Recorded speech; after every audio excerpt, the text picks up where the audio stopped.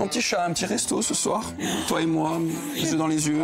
Non. J'ai pas envie. Enfin, je sais pas, j'ai pas faim en fait. Ben écoute, tu vas, on y va, et puis tu manges ce que tu veux. Si tu laisses, c'est pas grave, hein, écoute. Si, c'est grave. Non, j'ai pas gâché. Ah bon Un petit doggy bag à la fin, peut-être? J'ose pas. Non, c'est vrai? Bon, peut-être que nos invités vont réussir à nous convaincre. Possible. Allez, on va ça avec eux tout de suite. C'est parti.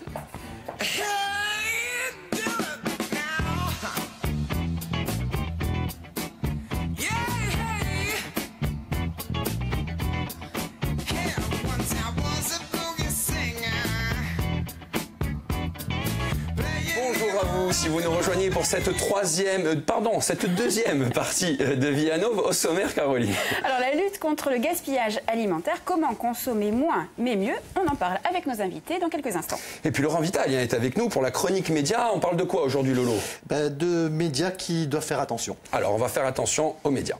Ou les médias vont faire attention plutôt. Ouais, c'est à peu près ça. Voilà. Bon, ben, en tout cas, vous pouvez nous poser vos questions sur Facebook avec le hashtag Vianov et commenter le petit post qu'on a mis, qui est très sympa. C'est vous qui l'avez mis. Non, c'est Colomba. Ah, c'est Colomba, donc on la remercie, voilà. Et comme chaque jour, bien sûr, c'est la revue de presse.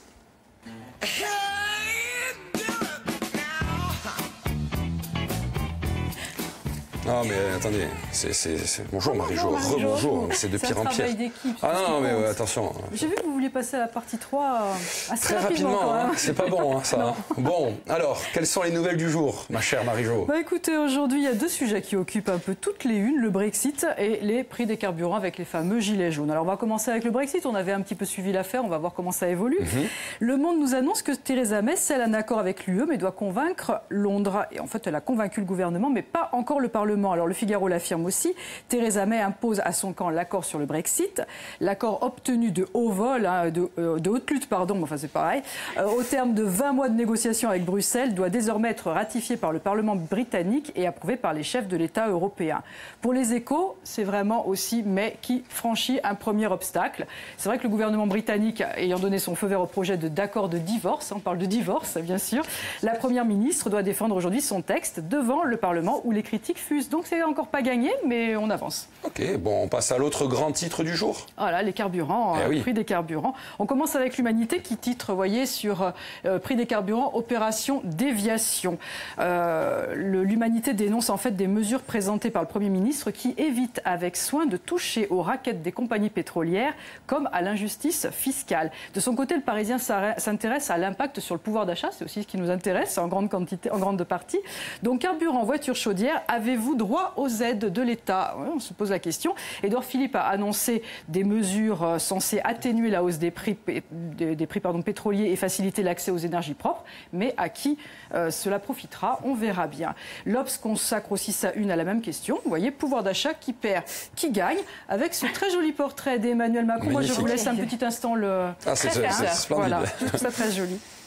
Alors après, on jette aussi un petit coup d'œil à la une du Canard enchaîné. C'était hier, évidemment, que le Canard est sorti. Mais il s'interrogeait aussi sur le rassemblement du 17 novembre avec les gilets jaunes. Vont-ils faire le plein? Et puis, évidemment, mouvement de fioul. Voilà. Est-ce qu'on attendra ou pas ce mouvement de fioul? On ne sait pas trop. Mais pour finir avec sur ce sujet, je finis avec un conseil de Corse Machin. Un conseil donc à prendre très au sérieux. Corse Machin étant évidemment un journal tout à fait...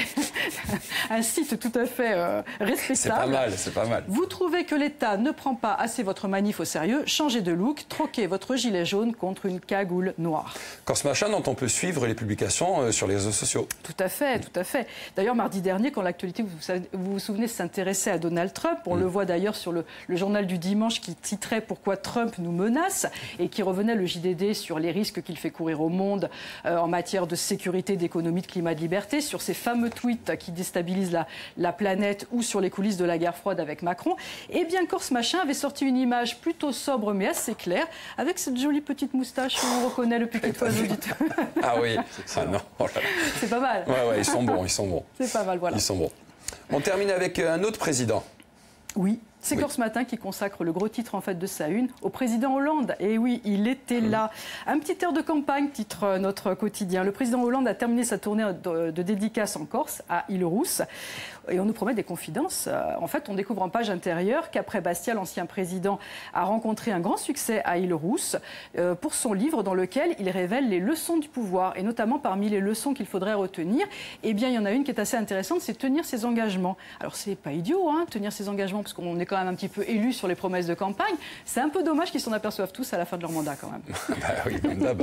Enfin, en tout cas, face au succès de ce livre, le président Hollande garde relativement la tête froide et il nous explique que la majorité des gens qui sont venus, plus de 150 personnes à Île-Rousse quand même, sont celles qui m'ont soutenu, dit-il, pendant mon mandat. Je fais attention à ne pas confondre ce succès avec une préparation de campagne, mais Laetitia Martini conclut quand même, campagne qui semblait bien hier matin être lancée. Et l'ancien président qui sera avec nous demain sur... Non, je rigole. Pas du tout. Ça aurait été bien. Bah oui, mais bon, écoutez, la prochaine fois. Merci beaucoup, Marie-Jo. Vous ne vous éloignez pas trop. Non, je reviendrai. Ça y est pas. Tout à l'heure. Merci beaucoup. Laurent Vitali, rebonjour. Alors vous êtes intéressé à un événement qui a eu lieu en marge des cérémonies de commémoration du 11 novembre. Oui, tout à fait. Et puis un événement qui concerne les médias, pourtant, et vous le disiez, quasiment passé inaperçu, c'est le Forum sur la paix. Le Forum sur la paix, c'est tout de même 84 chefs d'État et de gouvernement étrangers qui ont participé pendant 3 jours à des débats et au lancement d'actions concrètes pour mieux organiser le monde. La première journée du 11 novembre donc, a été dédiée au grand discours d'intention et au lancement d'une initiative de Reporters sans frontières en faveur des droits à l'information. Le plus dur maintenant, ça va être de mobiliser les dirigeants autour de cette déclaration. Et pour l'instant, le cercle est tout de même assez restreint. C'est ce que reconnaît Reporters sans frontières. 12 pays seulement ont endossé cette initiative, dont la France et 2 pays africains. 12 chefs d'État et de gouvernement ont donc endossé l'idée d'un pacte sur l'information et la démocratie et de considérer l'espace mondial de l'information et de la communication, c'est important, comme un bien commun de l'humanité, dans lequel serait garantie la liberté, le pluralisme et l'intégrité des informations, gage de démocratie, bien évidemment. Alors, en quoi est-ce important ? C'est important parce que dans une récente interview, par exemple, aux médias Axios pour HBO, on en parlait il y a 2 minutes, le président Trump confessait que sa rhétorique contre les journalistes était une stratégie qui lui avait permis d'être élu. Et c'est pourquoi il continuait, même s'il ne le pensait pas toujours ce qu'il disait, il continue à le faire malgré tous les risques que cela comporte. Et ensuite ? Bon, alors là... c'est au-delà de l'engagement et des déclarations d'intention, la suite des événements sera très importante. Parce que je vous en parle de temps en temps ici, les fake news ou les infos que vous connaissez. Oui. Mais est-ce que vous connaissez les deepfakes ? Non, pas encore. Pourtant, c'est une grosse menace qui pèsera bientôt sur les médias. Les deepfakes, alors ce sont des montages vidéo réalisés grâce à des intelligences artificielles, des ordinateurs, qui superposent des voix sur des images dans un niveau de supercherie presque indétectable. Vous vous souvenez le film Forrest Gump, quand on voit apparaître par exemple Tom Hanks aux côtés de Kennedy, etc. On dit les effets, c'est plutôt pas mal. On a franchi ce cap-là. On peut encore mieux faire. Vous pouvez imaginer par exemple le détournement d'un discours d'un chef d'État qui menace de guerre un autre pays. Ça a l'air tellement vrai que les médias le reprennent. Vous imaginez les conséquences ? Ah ouais, ça serait... Oui, c'est horrible. On peut imaginer aussi Caroline qui tient des propos outranciers dans Vianova et tout le monde va le croire. Oui, c'est possible aussi. C'est possible. Donc les enjeux sur l'intégrité de l'information sont donc bien plus élevés que ce qu'on peut l'imaginer aujourd'hui. Mais il va rester à convaincre tous les dirigeants pour qu'ils en fassent aujourd'hui une vraie résolution politique. Alors en attendant, si vous êtes des consommateurs de fast-food, de l'information, réapprenez à garder l'esprit critique et surtout, à partir d'aujourd'hui, méfiez-vous des évidences. Ouais, c'est sûr. Belle leçon, belle morale. Merci beaucoup. Belle conclusion. Je vous en prie. À la semaine prochaine. Comme disait l'autre, je reviendrai. Très bien, merci beaucoup. Laurent, allez, il est 12h33, c'est l'heure du débat de Vianove.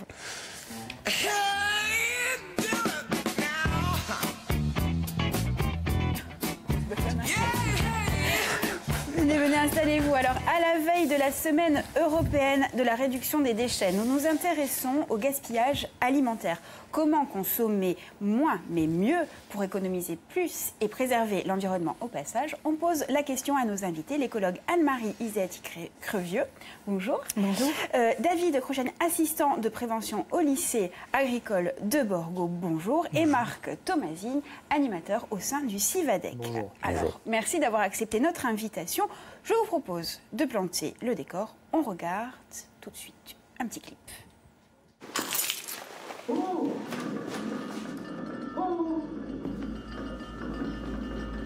Ah, enfin. Tu veux pas faire une liste avant d'aller faire tes courses? Sinon, tu risques d'acheter des trucs en trop que tu vas finir par jeter.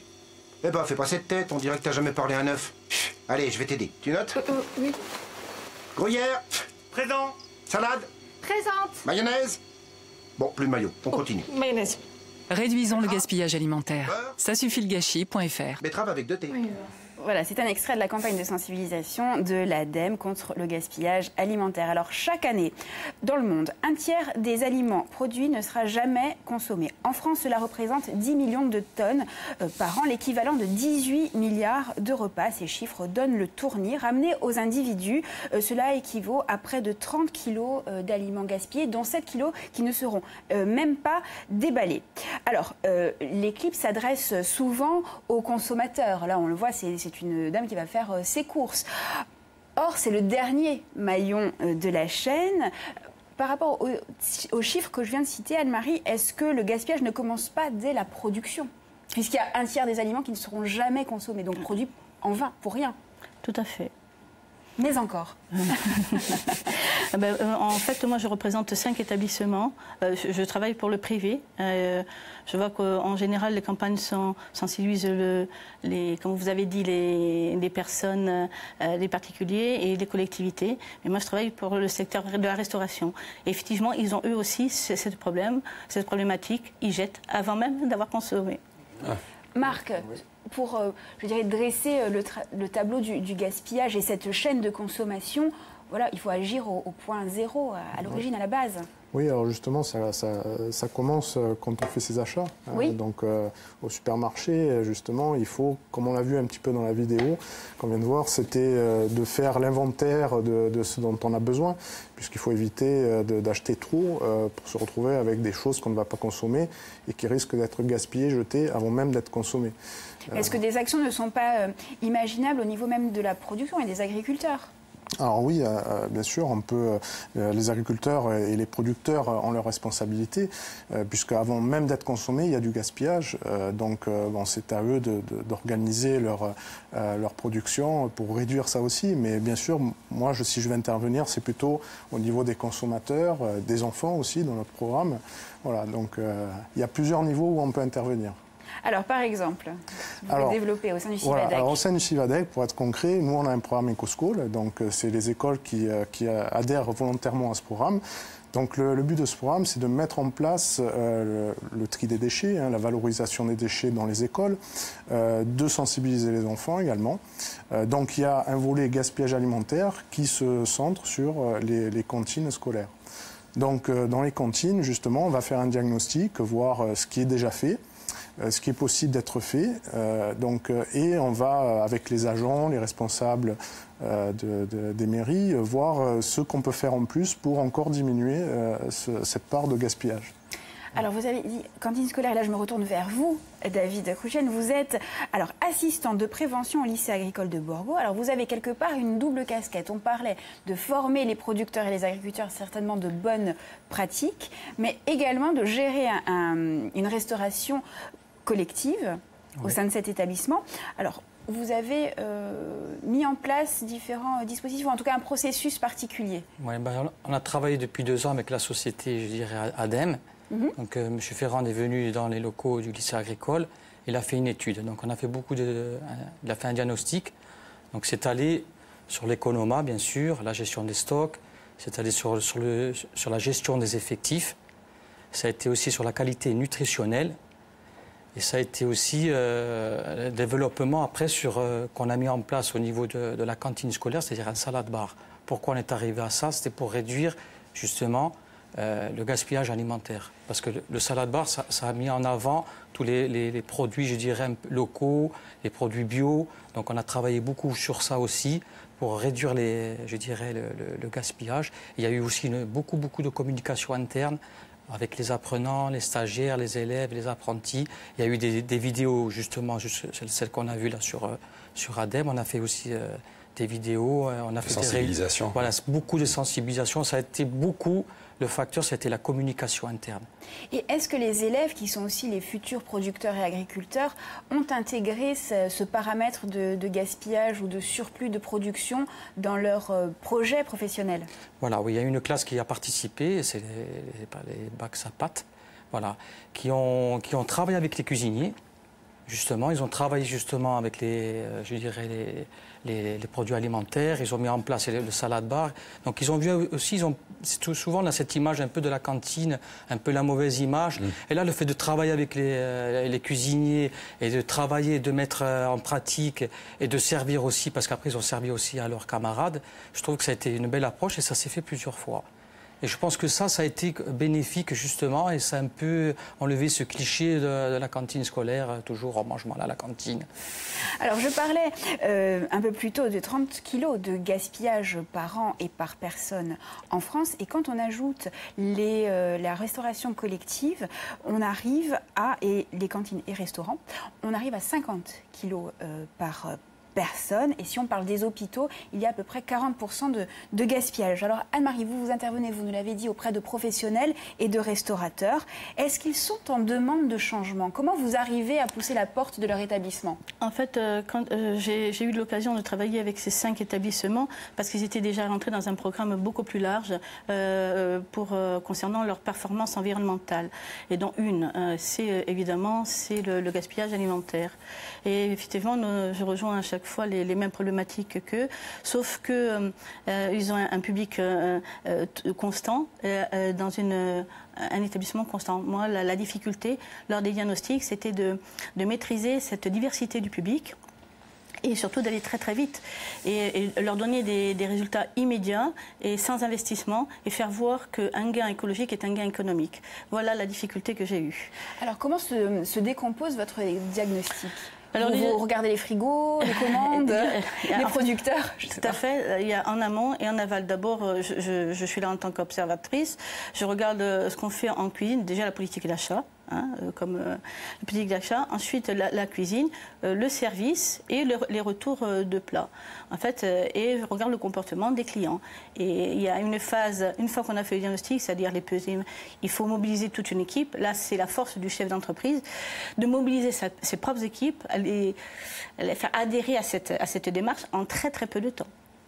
Heureusement, ce sont souvent des étudiants qui sont les serveurs et ils comprennent très très bien les trucs. Je m'appuie sur leur savoir-faire et leur disponibilité. À partir de là, dès qu'on a les résultats, on les compare. Le chef d'établissement discute avec le chef cuisinier, ils analysent, ils mettent des choses en place et effectivement, on met vite des choses immédiates pour qu'on voit tout de suite le retour. Par exemple, l'exemple, c'est-à-dire que sur la taille de l'assiette, tout simplement. Des fois, la taille de l'assiette. Dans certains restaurants, c'est toujours la même assiette, quand on soit adulte, qu'on soit enfant, qu'on soit vieux, qu'on soit jeune, qu'on soit un groupe ou pas. Modifier les menus? Modifier les menus.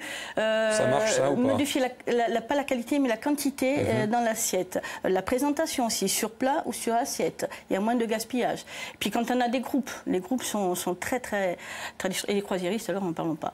On ne parle pas des buffets. Justement, c'est ça. Voilà.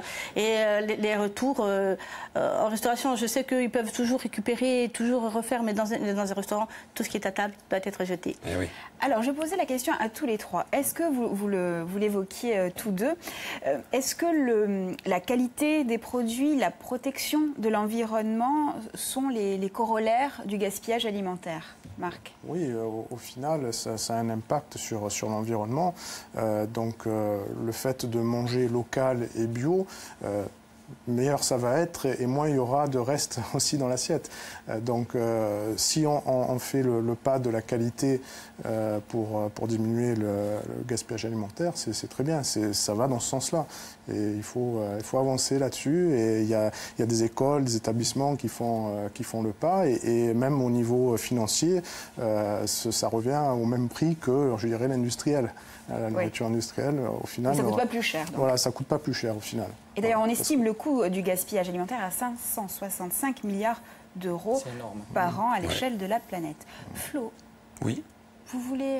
Vous voulez que je réagisse? Peut-être, c'est possible. Alors, s'agissant des restaurants, on ne peut pas ne pas parler des fameux doggy bags, bien sûr, on les connaît tous. Marie-Jo?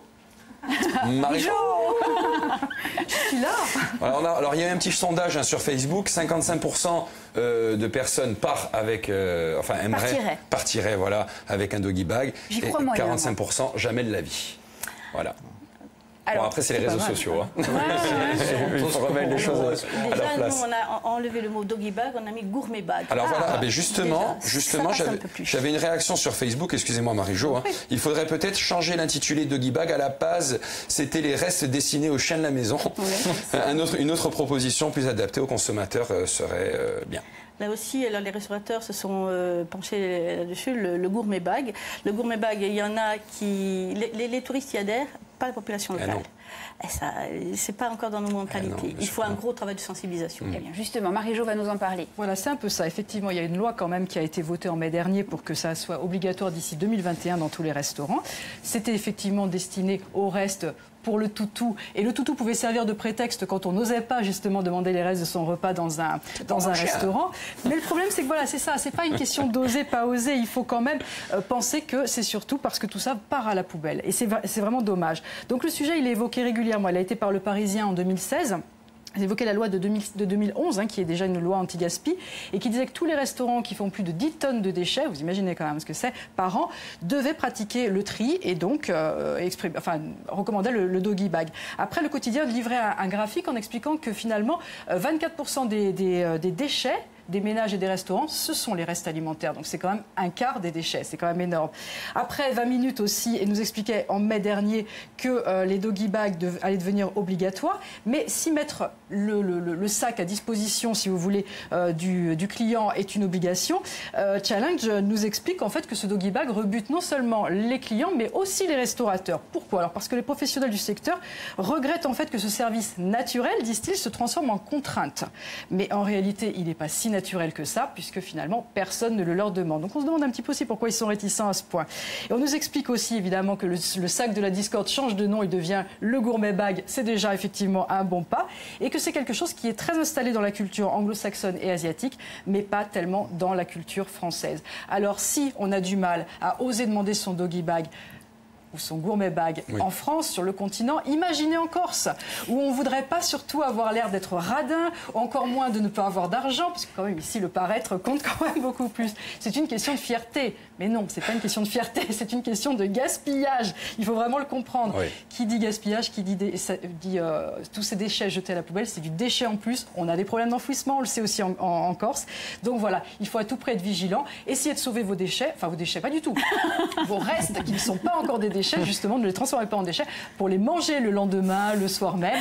Et on fera des économies et de déchets justement, et d'ailleurs d'achat de produits de consommation suremballés, etc., etc. Merci beaucoup, Marie-Jo. Et d'ailleurs, à ce sujet, la CAPA persiste, puisque du 17 au 25 novembre, ce sera la semaine européenne de la réduction des déchets. Et elle relance l'opération Gourmet Bag dans 48 restaurants de la micro-région. Baisse pas les bras, ça va passer un bout d'un moment. Voilà. Dans les mœurs. Exactement. Est-ce qu'il y a une révolution des comportements à amorcer, selon vous? Oui. David? Déjà, au niveau... il faut que ça change. Il faut faire changer les choses. Nous, on a vu sur 2 ans, on a réduit le gaspillage alimentaire de 30% quand même. Ah oui. Voilà. On travaille aussi sur des produits beaucoup bio et locaux, parce qu'en 2017, on était sur 18%. Là, cette année, on est à 16%. Donc c'est sûr que les choses ont changé déjà dans les cantines. La cantine, déjà, au niveau qualité nutritionnelle, je pense que maintenant, on revient un peu, comme on en avait discuté tout à l'heure, on revient un peu comme avant. Avant, c'était de l'industriel. Nous, je vois, dans nos cantines, on travaille beaucoup de produits, bien sûr, locaux, bio. On travaille beaucoup avec des produits frais. Et il faut mettre tout ça en avant. Et je pense que les mentalités, je vois au niveau des élèves, stagiaires et apprentis, les mentalités changent. Et il faut leur donner, justement... Nous, on doit montrer que la cantine, c'est plus de l'industriel. On mange de bons produits. On peut bien manger à la cantine. C'est le fameux consommer mieux. Autre précision également, on peut parler d'actions de solidarité. Depuis février 2016, les grandes surfaces de plus de 400 mètres carrés doivent passer des conventions avec des associations pour leur donner des denrées invendues et ou dont la date de péremption approche. Alors l'effet est bien réel puisqu'on constate une augmentation de 22% de dons. Vous accompagnez vos clients, alors je ne veux pas dire patients, mais en tout cas les personnes qui viennent vous voir dans ces démarches-là aussi.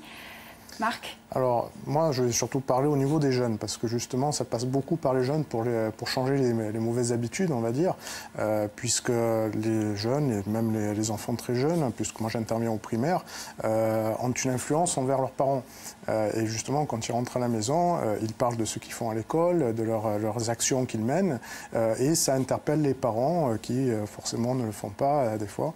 Heureusement, il y en a quelques-uns qui le font, heureusement. Mais il y a cette intervention des enfants qui est très important, et c'est pour ça que notre programme EcoSchool a une importance vis-à-vis pour toucher un public plus large même que les enfants. Et on arrive à intervenir à ce niveau-là et à changer les comportements. Anne-Marie, je vais rebondir sur ce qu'il vient de dire, parce que quand j'ai fait ce diagnostic, j'étais très étonnée. Celui qui gaspille le moins, c'est l'enfant. Voilà, le groupe, c'est ce qui gaspille le plus. Et il y a deux actions qui ont été mises en place, enfin qui commencent à se mettre en place. Vous avez parlé de solidarité, c'est très bien, parce que les 5 établissements avec lesquels je travaille ont décidé, et depuis longtemps d'ailleurs, de privilégier les agriculteurs, les producteurs locaux pour la qualité des aliments. Et puis ça crée du lien social, ça entretient le travail et tout. Et puis on peut noter également les actions comme les frigos solidaires ou tout un tas d'applications qui permettent de mieux gérer notre consommation, comme, alors je vais vous citer quelques-unes, Too Good To Go, Optimium, Frigo Magique ou encore Zéro Gâchis. Voilà. Bon, allez, un dernier conseil. On arrive au terme de l'émission. Un dernier conseil pour moins gaspiller.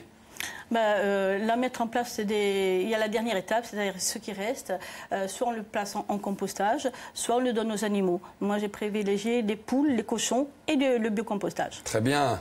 Marc? Alors, quand il y a des restes de repas, on peut bien sûr recuisiner ces restes-là quand ils sont toujours bons et faire attention aux dates limites de consommation. Quand une date s'approche, on peut congeler aussi certains produits frais. Voilà, il ne faut pas oublier ça, qu'on peut réutiliser même plusieurs mois après, voilà, suivant le produit. Merci beaucoup à vous trois. Désolé, on arrive au terme de l'émission. Donc vous avez bien compris, hein, on essaye de moins gaspiller, c'est très important. On se retrouve dans la 3e partie de Vianov, on va parler musique, les musicales de Bastia. Hein, bien. Ben oui. Vous restez avec nous. Vous restez avec... Pourquoi pas, à tout de suite sur VST là.